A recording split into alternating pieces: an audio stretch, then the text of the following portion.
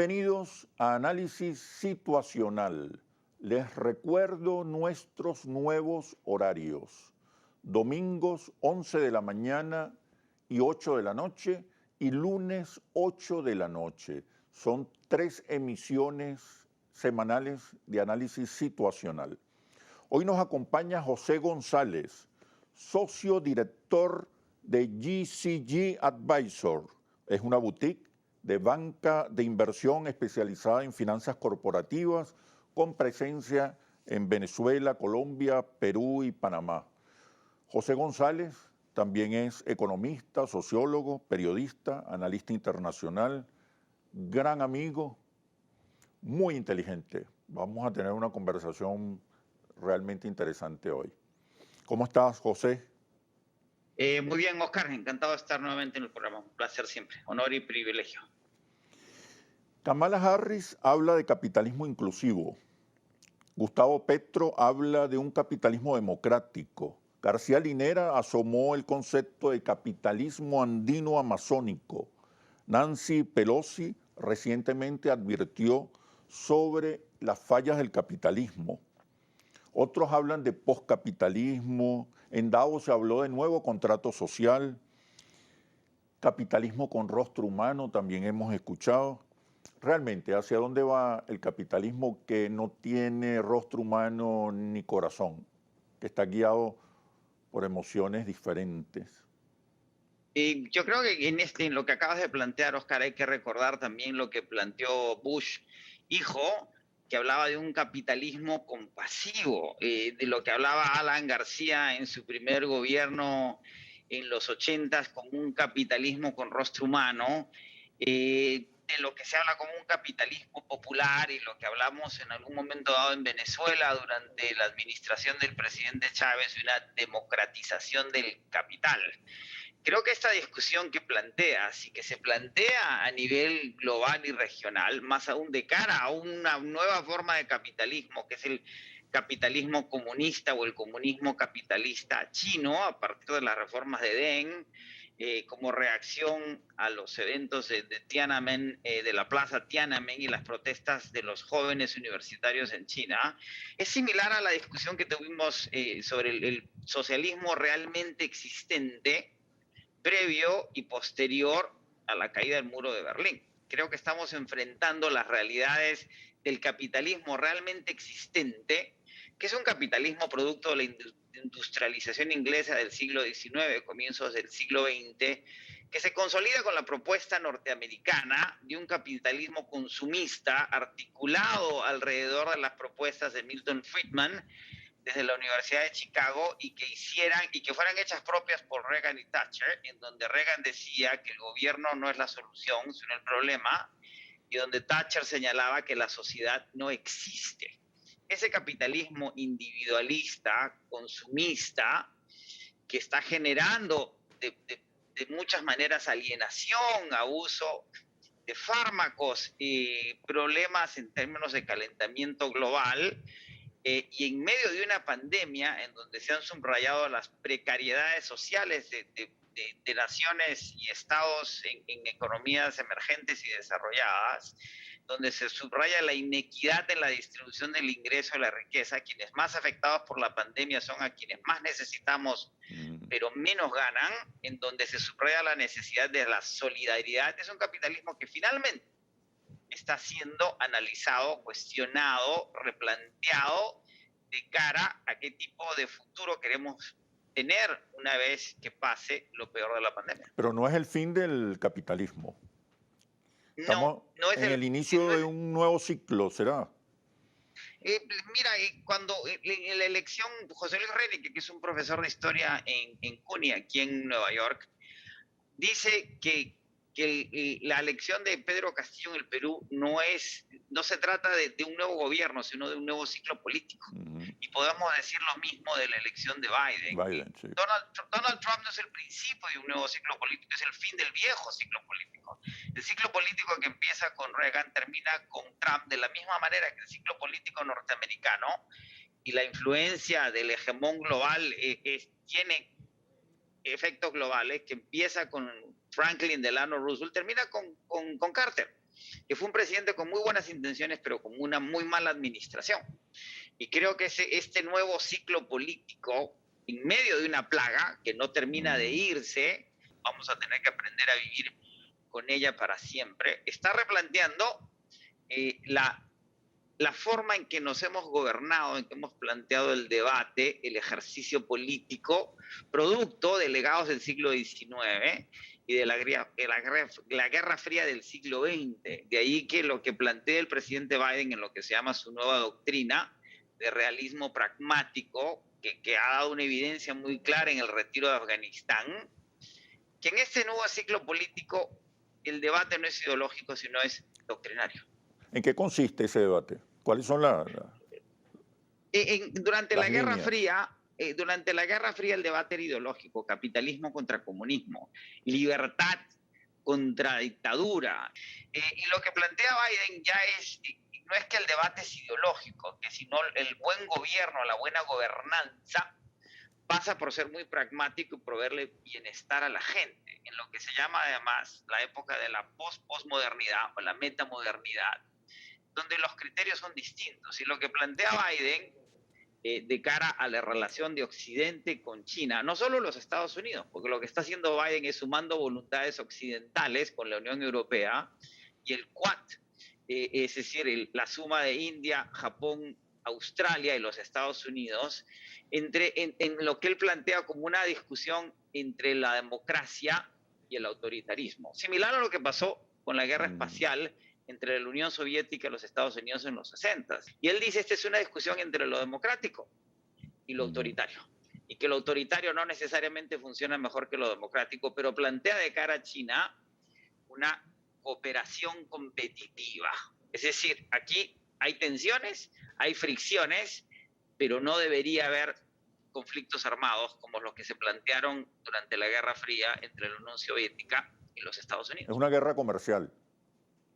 Es lo que llama Fareed Zakaria, el analista internacional de CNN, que viene de las canteras de Foreign Affairs, uno de los pensadores públicos más importantes en los Estados Unidos. Él dice que no hay una guerra fría renovada con China, sino hay una paz fría, porque a pesar de las tensiones con Trump y con la administración Biden, que pueden ser más tensas y más duras que las que planteaba Trump, el comercio internacional entre China y los Estados Unidos no ha hecho más que subir en los 2 últimos años. Claro. En el debate sobre lo que se llama en inglés reshoring, que retornen las industrias que se fueron a China a los Estados Unidos, solo podrían retornar, Oscar, el 25% de las industrias que se fueran. Todas industrias claves, estratégicas, importantes y en algunos casos básicas. Pero es imposible que retorne el 100% de esa industria ida. El mundo cambió para siempre. Y China necesita tanto a Occidente como Occidente a China. Sin el consumo de Occidente, que sigue siendo el más alto del mundo, China no puede acceder al progreso y al desarrollo que ha generado en las últimas 3-4 décadas. Y sin el supply, sin la oferta de bienes chinos, no existimos en los Estados Unidos, no funcionamos, no hay forma. Entonces, en esta nueva realidad yo creo que hay que resetearse y no tratar de entender el futuro en base a un pasado que ya no existe y ha sido superado. Y el propio Fukuyama, que en su paper fundamental sobre el fin de la historia del nuevo hombre, plantea la ideología de los neoconservadores que justifica la invasión en Afganistán y en Irak, que acaba de terminar después de 20 años, y Fukuyama se plantea él a sí mismo, ya no como un neoconservador, es distinto de hablar de neoliberales, son dos ramas distintas del conservadurismo, como un socialdemócrata renovado. Y yo creo que hay una búsqueda, como un liberal tradicional, un liberal clásico. Tony Judt es el que se reclamaba como socialdemócrata luego de haber sido socialista durante la segunda mitad del siglo XX. Tony Judt fue el teórico del socialismo europeo más importante en su generación. Y lo que plantean es un liberalismo clásico que se parece mucho a la socialdemocracia, que es básicamente la escuela que funda Rousseau, en donde plantea que la libertad es fundamental, pero es una libertad que tiene que ser entendida con responsabilidad y con solidaridad. José, mira, vamos a ir a una pausa comercial. ¿Crees entonces, como conclusión, que estamos en presencia del fin de las ideologías? como la conocíamos. Pero me respondes, por favor, cuando regresemos de los comerciales. Vale, perfecto. Ya venimos. Economista, sociólogo, periodista, analista internacional. Le preguntaba a José González sobre si estamos al final de las ideologías. Y las ideologías no están desapareciendo, sino que están siendo subrayadas. En esto lo que se llama, lo que Obama llamaba el tribalismo político y lo que Fukuyama llama, valga la redundancia, por el sonido y la cacofonía, la política de las identidades. Sí, recuerda, Oscar, que sin ideología no hay doctrina, sin Exacto. doctrina no hay política, sin política no hay estrategia, no hay táctica. Es decir, el ejercicio político sin ideología es un ejercicio vacío. La gestión de gobierno, ¿dónde queda ahí la gestión? Exactamente, o sea, yo creo que es el fin de gestionar el gobierno en base a ideologías. Okay. Las ideologías son abstracciones, son entelequias. Y ya estamos viviendo lo que los franceses llaman la postmodernidad, la metamodernidad. Si la modernidad fue el paso del 19 al 20, la búsqueda de las soluciones a lo humano en la ciencia, después de haber buscado en la era victoriana su solución en base a la fe y en los milenios anteriores, la posmodernidad fue la introducción de la cultura en el milieu, en la búsqueda de las verdades existenciales fundamentales humanas. Y esa posmodernidad ya ha sido superada por lo que se llama la metamodernidad. Y la metamodernidad lo que incorpora, a través de una serie de intelectuales franceses, es el individualismo llevado a los extremos en virtud de la comunicación, las redes sociales. ¿Sí?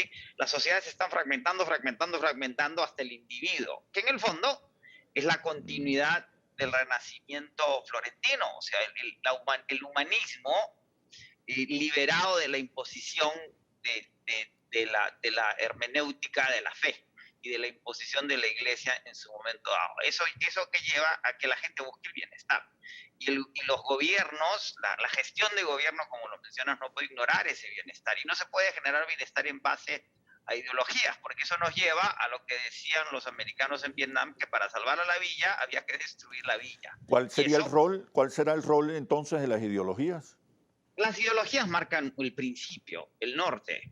Sí, recordemos que todo el mundo tiene valores, ¿sí? Okay. No todo el mundo tiene principios. Y las ideologías mandan el norte. Yo soy socialdemócrata, soy capitalista, soy socialista, soy comunista. Okay, claro. Como la discusión que hay en el género, pero la doctrina organiza esa ideología. Y lo que está planteando Biden, correctamente además, es que esta es una discusión doctrinaria, además que no tiene por qué llevarnos a que nos enviemos bombas nucleares de lado y lado, que era la propuesta ideológica entelequial, si esa palabra existe, ¿sí? En donde hablábamos de entelequias y no de seres humanos, en donde lo que se plantea hoy día, lo fundamental es generar bienestar a la gente. Tolerancia. De hecho, las demandas de la gente están concentradas en la búsqueda de bienestar. Más que casas políticas o casas ideológicas, la gente anda buscando causas, banderas. Y la inclusión, Oscar. O sea, si quieres ver lo que es una elección a futuro, basta ver la elección de la Asamblea Constituyente chilena, ¿sí? Exacto. Que se parece mucho a la última elección del Parlamento Europeo de hace 3 o 4 años, en donde las realidades son otras. Ya no es derechas contra izquierdas, conservadores contra liberales necesariamente, sino que incluye verdes, feministas, LGTBQIs, o sea, las identidades llevadas son las nuevas fronteras de los derechos humanos, ¿sí? Que los activistas de derechos humanos latinoamericanos de los 80s, en donde el derecho humano era tan obvio, es decir, dictaduras torturando a inocentes por cuestiones ideológicas. Hoy día, cuando se acaban las dictaduras y empezamos a generar democracias en América Latina, se hace más compleja la definición y la lucha por esos derechos humanos, independientemente de los derechos humanos fundamentales. Ahora, hay consenso en la necesidad de un Estado fuerte, vigoroso, que resuelva las contradicciones. Eficiente. Y recordemos que lo que Biden no es un socialista, independientemente de los epítetos del trumpismo norteamericano, es un laborista. Y él lo dice en su primer mensaje en el Congreso norteamericano, donde dice, los muchachos de Wall Street no construyeron la economía norteamericana, fue la clase media, y la clase media la construyeron los sindicatos. Okay. Biden es un laborista clásico, como los laboristas ingleses. Recordemos que la izquierda inglesa no es socialista, es laborista, y es la discusión entre los clásicos y los neoclásicos y los laboristas, entre Keynes y la escuela austriaca, y lo que planteaba Smith, ¿sí? Volvemos a un debate que va a lo fundamental. Y Biden es lo que se llama un neoprogresista, el nuevo progresismo, y el progresismo no es ideológico, es pragmático. El progresismo lo que plantea, mire, y si es que así, el Estado... si es así, ¿dónde quedan las nuevas contradicciones? Si ya la contradicción no es la contradicción fundamental ya no es entre socialismo y capitalismo en el sentido clásico, ¿cuáles son las nuevas contradicciones, los nuevos opuestos en esta nueva etapa? El capitalismo, hoy día empezamos a reconocer que es en el segundo volumen de Piketty, después de escribir El capitalismo en el siglo XXI, que es el debate metodológico, cuantitativo sobre la mala distribución de la riqueza y del ingreso generada por el capitalismo. Escribe un libro en donde indaga en las raíces ideológicas del capitalismo. Y el capitalismo, por ser un ismo, es tan ideológico como el socialismo, ¿sí? Y lo que se está desnudando es esa naturaleza ideológica del capitalismo que ha generado una distribución del ingreso en donde los coeficientes de Gini norteamericanos se parecen a un país del tercer mundo. El 10% de la población acumula el 60% de la riqueza en el país. Y eso, en las heridas post-pandemia, es insostenible. Y de cara a eso, lo que se está planteando en este nuevo progresismo es que el progresismo originario de principios del siglo XX, en lo que se llamó la era dorada, el Gilded Age norteamericano, fue instaurado, propuesto, establecido por presidentes republicanos, no demócratas, y lo consolida FDR en su New Deal, que sí fue una administración demócrata y que busca elevar Johnson en su New Society. Yo creo que esa discusión vuelve, en donde el progresismo, el nuevo progresismo señala que el Estado tiene un rol fundamental como árbitro entre los intereses sociales, privados y públicos. Más aún de cara a una pandemia que el sector privado no puede solucionar ni resolver, en donde el mercado no sirve si no hay un árbitro que proteja a los que menos tienen de una plaga en donde los que más tienen parecieran estar blindados. Ahora, ese nuevo Estado exige un nuevo liderazgo, una nueva dirigencia, nuevas élites, como queramos, ¿no? ¿Dónde están? Porque, por ejemplo, en América Latina, las oligarquías, las burguesías, las clases dirigentes son muy atrasadas, muy conservadoras, muy egoístas. Pero por favor me respondes cuando regresemos de los comercios sobre el rol del Estado, ¿m? Y quienes están destinados quienes tienen el rol de conducir, de dirigir el Estado, las élites, ¿m? Las vanguardias, las dirigencias, el liderazgo. Y sabemos que en América Latina nuestras élites están muy atrasadas, son muy conservadoras, muy egoístas. Hay países donde carecen hasta de sensibilidad social en buena medida. ¿Qué nos puedes decir acerca de esa contradicción? Nos ha pasado mucho en América Latina, y no solo las élites, sino su contraparte en la izquierda, Oscar, que son las vanguardias. ¿Sí?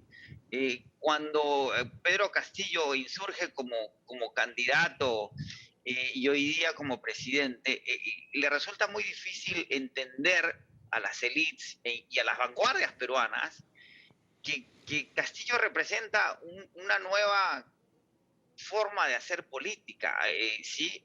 Es la periferia vis a vis el centro, que ya lo habíamos visto con Trump en cierto sentido, con el Brexit o con el referéndum sobre la paz en Colombia, en donde las periferias empiezan a revelar porque están comunicadas, como nunca en la historia, en la medida que las redes, la telefonía celular ha generado incorporaciones. Y Castillo no es un socialista como lo entendemos en Venezuela, es un radical, en el marco de una tradición radical peruana, y es conservador, ¿sí? Profundamente conservador. ¿Cómo es? Descríbeme. Es radical. En Perú lo que marca la historia contemporánea en el Perú, también unas tesis del profesor Renique, es la guerra con Chile y la ocupación chilena del Perú. Manuel González Prada genera uno de los intelectuales peruanos una vertiente radical, y esa vertiente radical nunca se desvanece y pasa por distintas evoluciones. Castillo es parte de esa tendencia radical peruana, que no necesariamente es ideológica, que no necesariamente es socialista, O que demanda un revolucionario. cambio.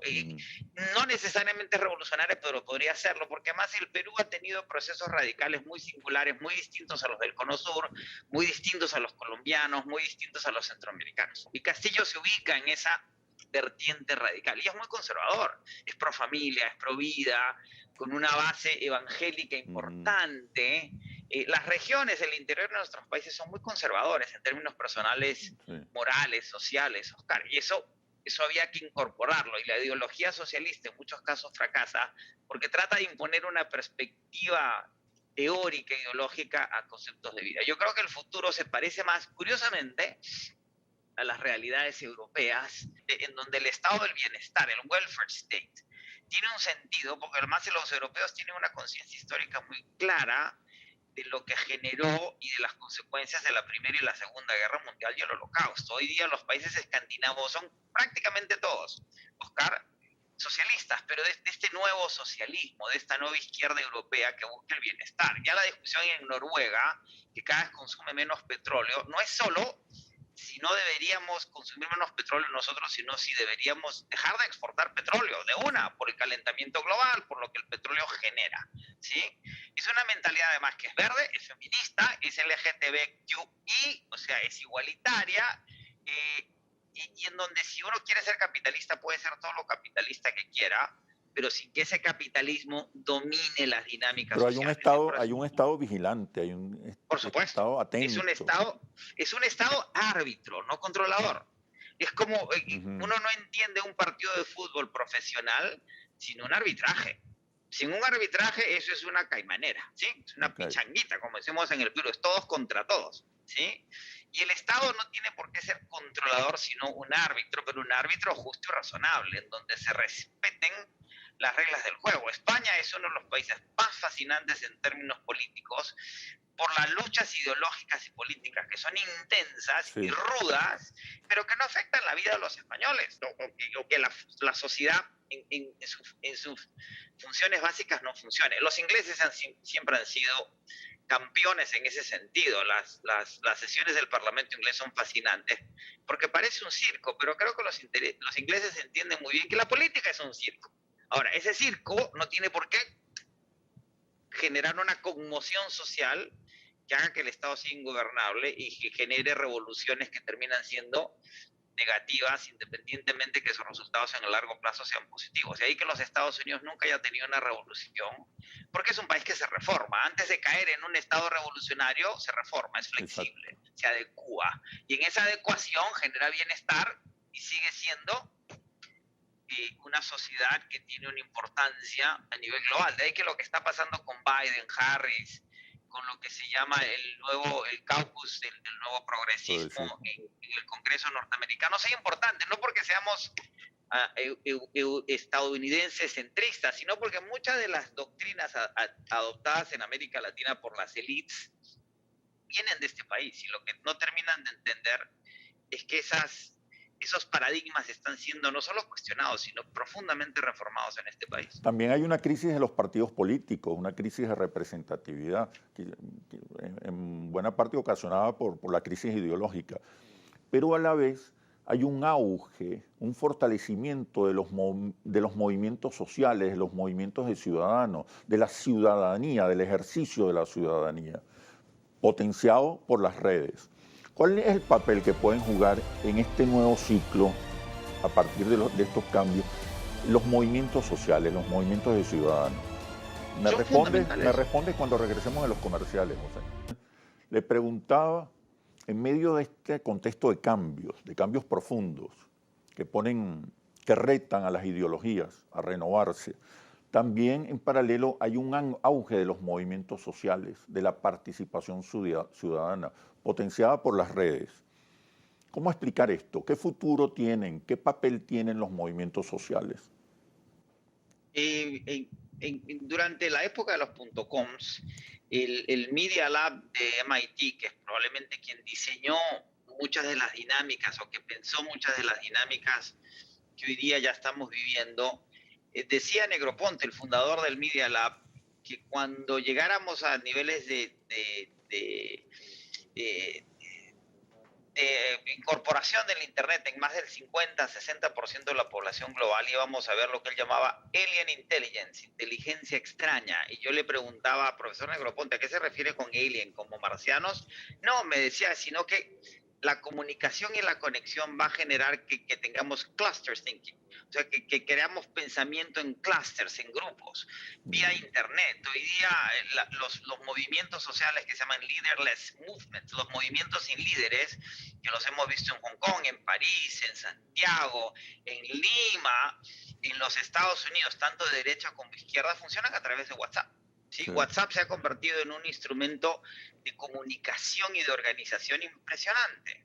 Y eso está articulando estos movimientos sociales que mencionas, Oscar, que habiendo sido descartados hace algunos años, hoy día son fundamentales. ¿Recuerdas que en el 2008, luego de la crisis hipotecaria y la indignación con el sector financiero norteamericano, se creó un movimiento espontáneo que se llamaba el movimiento del 1%? Ese movimiento que aparentemente desaparece, reaparece con una nueva clase política. En Estados Unidos, el nuevo caucus progresista en la Cámara de Representantes, la Cámara de Diputados norteamericana, que tenía inicialmente 4 miembros mujeres, lo que se llamaba el squad, el escuadrón, liderado implícitamente por Alexandria Ocasio-Cortez, una muchacha puertorriqueña norteamericana del Bronx, que había sido subestimada.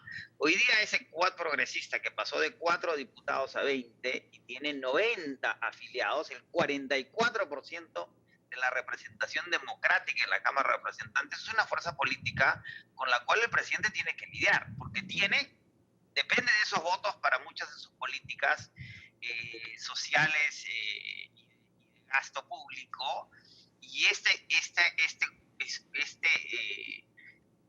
progresista tiene su propia agenda política, entre las cuales incluyen Cuba y Venezuela, y la eliminación de las sanciones, particularmente en el caso venezolano. Sucedió lo mismo con los indignados españoles del 2008, que terminan llevando a Unidas Podemos a las Cortes españolas, a la Asamblea Legislativa Española, y al gobierno, exacto. O sea, pero eso empieza con un movimiento de indignados. Pero parecen ciclos, etapas que se inician y culminan, Generan nuevas No hay como formas de un sentido de desarrollo, un sentido de fortalecimiento, de cohesión, de creación de consenso, quizás porque las mismas redes atomizan, ¿no? Después de la peste negra del siglo XIV y el colapso del orden feudal, y la necesidad que tienen los señores feudales de darle la tierra a los siervos, a los que sobrevivieron. El 70% de la población murió en Europa, no había fuerza de trabajo servil y tienen que compartir la renta, el retorno de la tierra, y ya no sencillamente otorgarle protección a los siervos. Eso genera lo que se llama el capitalismo agrario, que genera el capitalismo industrial, que genera el capitalismo financiero, que está colapsando. Ahora, del siglo XIII al siglo XXI, estamos hablando de 800 años. Los partidos políticos, como los conocemos, ¿en qué año se fundió Acción Democrática? Oscar, que fue un norte 80 para años. todos los... Sí, claro, son 80 años nada más, ¿sí? Pero la evolución de un movimiento estudiantil venezolano a un partido que fue el norte en términos de ejercicio político de socialdemocracia en América Latina, nadie puede negar eso. Tomaron décadas, y lo que estamos viendo es el principio, y por eso hay que ver en Europa, los escandinavos, al Parlamento Europeo, los verdes alemanes, que eran 4 locos hace 20 años, hoy día son una fuerza de la naturaleza política, organizada, los partidos que defiendan los derechos de las mujeres y de los LGTBQIs, ¿sí? el matrimonio igualitario, son las causas contemporáneas que se empiezan a organizar y se empiezan a plantear como las nuevas fuerzas políticas y que nadie puede ignorar, y además porque la política siempre es generacional. Tú y yo ya estamos Sí. entrando a lo que se llama, ya somos adultos mayores. ¿Cuál es el futuro de los partidos políticos? Ya no podrán comportarse, funcionar como los conocemos hasta ahora. Correcto, tienen que ser menos ideológicos, más doctrinarios. Es como la iglesia. Cómo gestionar los distintos sectores de la sociedad?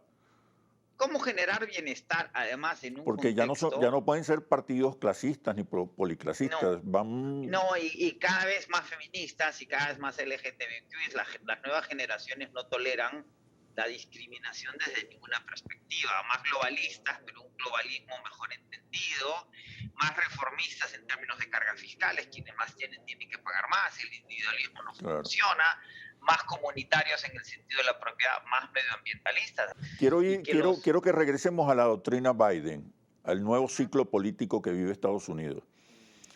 Pero con respecto a América Latina, se habla del fin del intervencionismo militar, del intervencionismo descarado. Eso es cierto. lo dijo Biden, Y eso significa también el fin de la doctrina Monroe.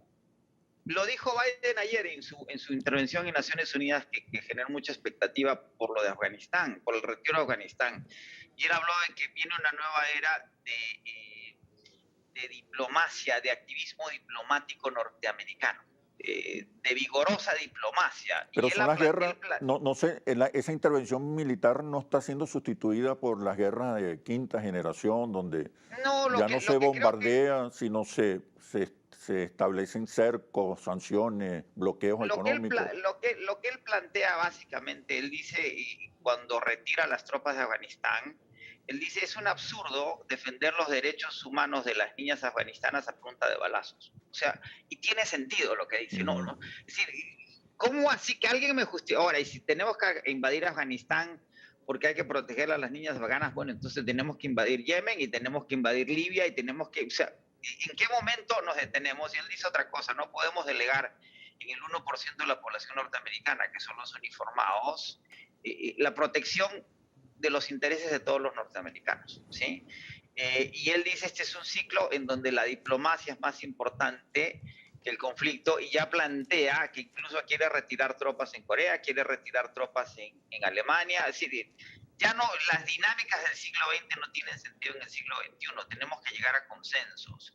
Independientemente de que las relaciones sean tensas y rudas, no tienen por qué ser tan conflictivas, de ahí que su primera reunión presencial es con Putin en Ginebra y le plantea a Putin una agenda mínima. Mira, yo sé que en estas guerras de cuarta, quinta generación nos vamos a agredir, pero que la agresión no pase de estas reglas. Y Putin lo entiende muy bien. Y sale de la reunión y dice, Biden es alguien con quien podemos negociar.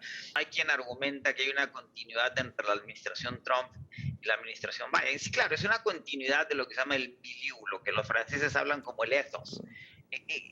Los Estados Unidos, después de 20 años de guerras interminables y eternas, vuelve a concentrarse en el bienestar de sus propios ciudadanos.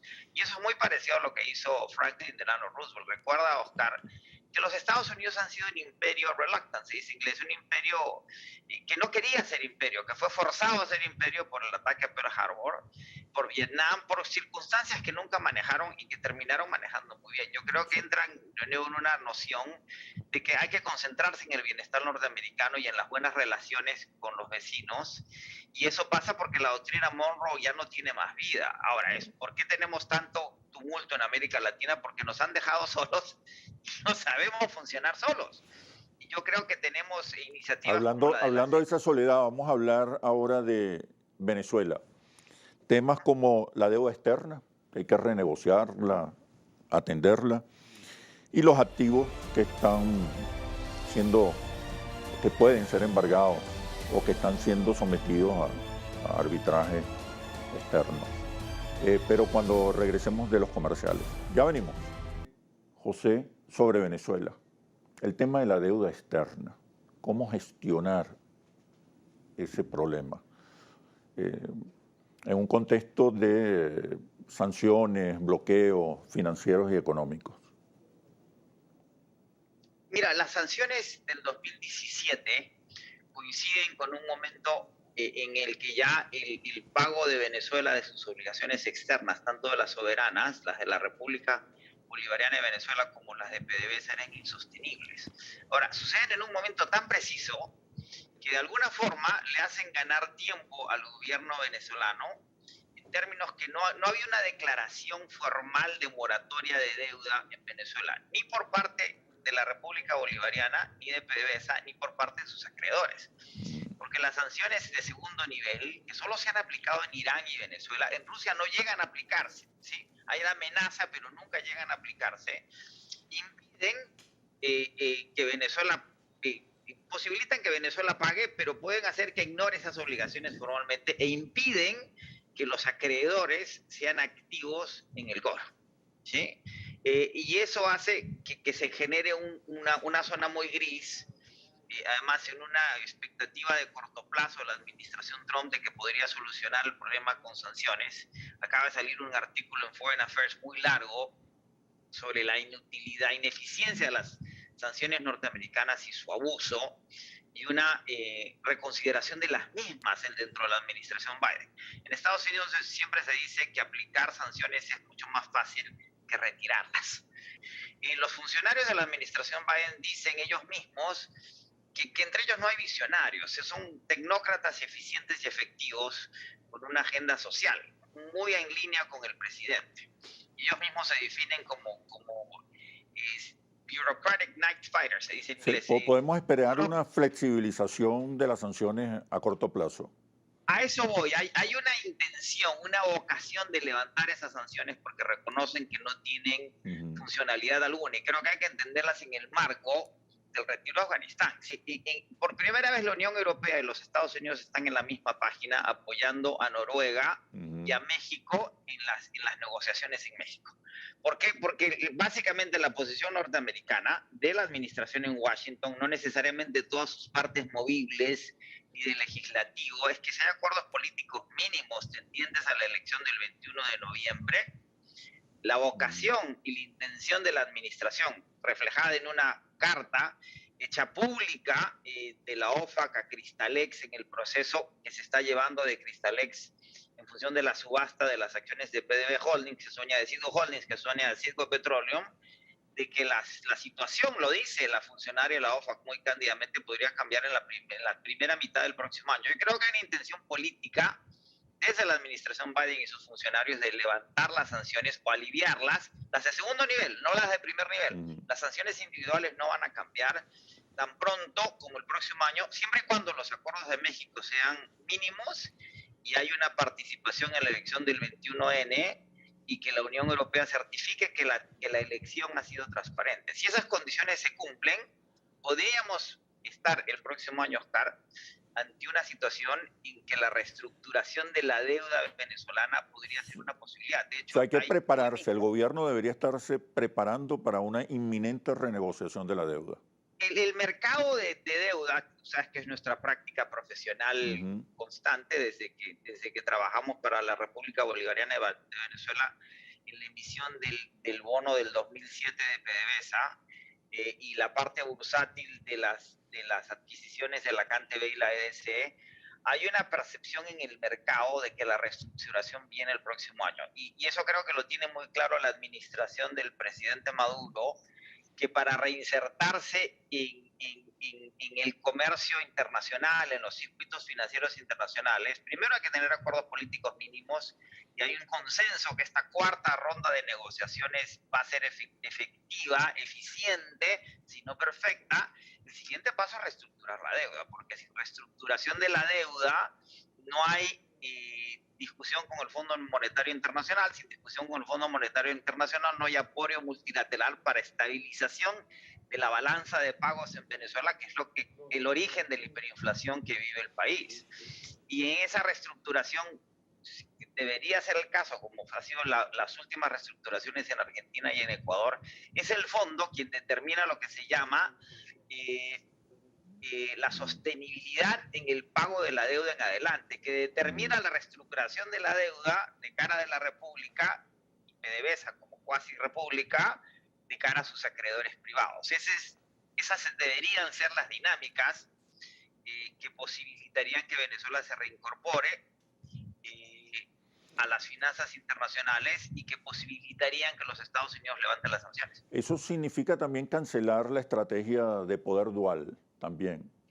Sin duda, es que la estrategia de Ahora, poder dual ya no le sirve a nadie, ya no funciona. y es absolutamente disfuncional. Y ha trascendido en la prensa norteamericana que la administración Biden, y de nuevo hay que entenderlo en el contexto de Afganistán. Afganistán tiene unas implicancias importantísimas, no porque Afganistán y Venezuela tengan una relación directa, sino porque el gobierno americano es el mismo, los países son distintos, y ese gobierno está dando señales muy claras de que está tomando decisiones pragmáticas y de que se está desvinculando de ciertos conflictos, porque los conflictos internos son muy grandes y necesitan atención inmediata, y a la administración Biden le interesa que se resuelva el problema venezolano. ¿Implicaría esto un diálogo, la posibilidad de un diálogo directo entre Estados Unidos y Venezuela, tomando en cuenta que el conflicto es más geopolítico? Cuando el presidente Maduro lo propone es porque sabe leer las señales, y Biden lo niega. Ayer en su intervención en Naciones Unidas habló sobre Venezuela, pero esos son mensajes políticos, no son determinantes ya, porque ya no existe la administración Trump. Y el gobierno dual, recordemos que los Estados Unidos y la Unión Europea le dieron un año más a Guaidó, y ese año se vence en la primera semana del próximo año. Y no queda claro qué va a pasar después del 5 o 9 de enero con esa administración dual, y todo va a depender de los resultados de la elección del 21N y de que se certifiquen que ha sido una elección justa y razonable. En función de eso, además ha sido un indicador muy claro, eso es lo que te decía, que lo ha publicado la prensa especializada en Washington, que la impaciencia de la administración Biden con Guaidó es muy grande, y que le están pidiendo resultados, porque de lo contrario van a lidiar directamente, como se dice en inglés, con los poderes que son, que es lo que va a pasar con los talibanes eventualmente en Afganistán. Si son quienes gobiernan, no los pueden seguir ignorando, y eso es el realismo político de Kissinger cuando generó la visita de Nixon a China y la paz en Vietnam. Exacto. Y recordemos que independientemente de los problemas de El Salvador con Bukele o de Nicaragua con Ortega, El Salvador y Nicaragua han recibido los derechos de sobregiro del Fondo Monetario Internacional. La única razón por la cual Venezuela no recibe esos derechos de sobregiro ni los paquetes especiales por la COVID es porque los países miembros del fondo no se ponen de acuerdo de quién es el gobierno. Entonces no hay mayoría. Ahora, eso es muy conveniente para el fondo, porque sencillamente no gira los fondos y los mantiene hasta que tenga un nivel de certeza en lo que va a suceder en Venezuela. Bueno, esos acuerdos políticos mínimos son base para que Venezuela encuentre una salida a sus problemas financieros. Además, van a definir lo que va a pasar con los activos que están en proceso de embargo y subasta afuera, incluyendo los activos fundamentales que son sitio en los Estados Unidos y monómeros en Colombia, que está intervenido por las super compañías de Colombia, por lo que la propia super señala como un descalce en la caja de la compañía y un mal manejo en la facturación de la misma. ¿Ah? Bueno, José, muchísimas gracias por este análisis situacional. Siempre extraordinario conversar contigo. Encantado, un placer siempre. Bueno, te espero en un próximo análisis situacional y estamos pendientes. Encantado. Perfecto. Muchas gracias. Hasta pronto.